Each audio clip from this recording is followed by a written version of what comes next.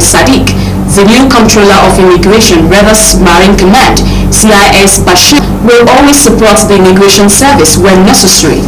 The state squad added that the government supported the Immigration Service with hosting the Blue Economy workshop to unravel new avenues to boost the economy of the state and bring to bear new practices in immigration and blue economy.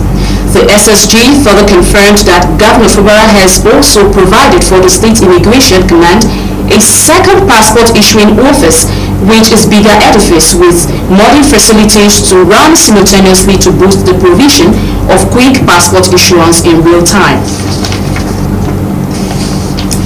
With a renewed vigor to combat the menace of illegal oil bunkering, vandalism of oil pipelines and illegal dealings in petroleum products, the Marine Unit of the Rivers State Command of the Nigeria Security and Civil Defense Corps (NSCDC) has forged the operations of owners of local refineries in Kalsan Channel 1, Degema local government area of Rivers State.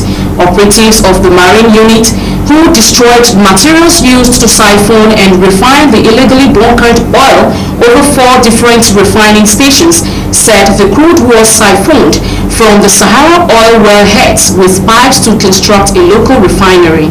Spokesman to the command, Superintendent Olufemi Ayodele, while addressing newsmen, said the hunting was carried out in compliance with the NSCDC Commandant General's zero tolerance for all acts of economic sabotage, hence the step up of intelligence and protection of all critical national assets and infrastructure, both on land and the waterways by the command. He said the success of the operation was hinged on credible intelligence, noting that the suspects took to their heels on sighting the marine operatives. According to him, he ensured that suspects do not reconstruct the local refinery.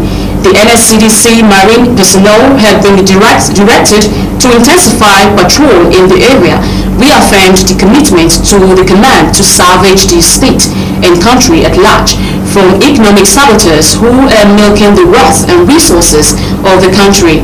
Superintendent Ayodele appealed to the public to continue to give NSCDC information that would lead to the arrest of criminally minded people and assure of their protection. United States Secretary of State Antony Blinken said the United States would provide an additional $45 million to West African nations as part of plan to battle instability, bringing total funding under the year-old program to nearly $300 million.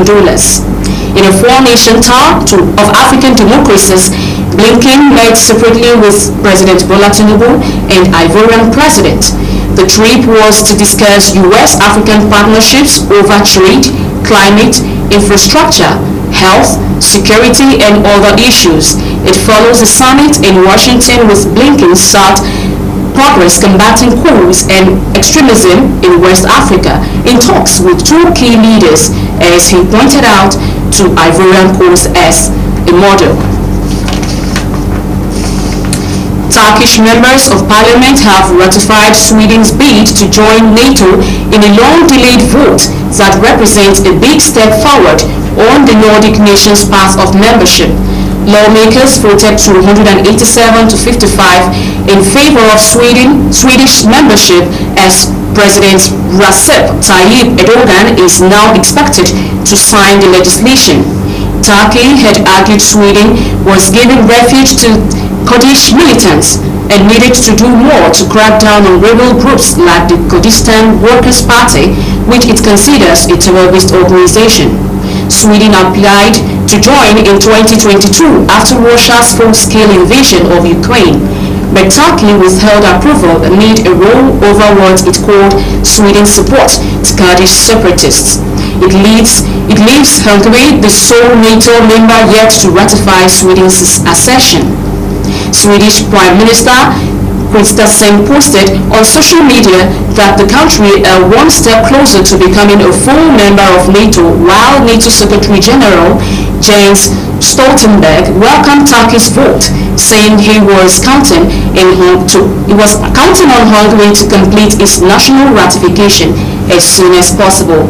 However, Hungary has accused Sweden of having a hostile attitude, but Sweden's foreign minister Tobias Billström said he saw no reason to negotiate with Hungary at this point, but that the two nations can have a dialogue and continue to discuss questions.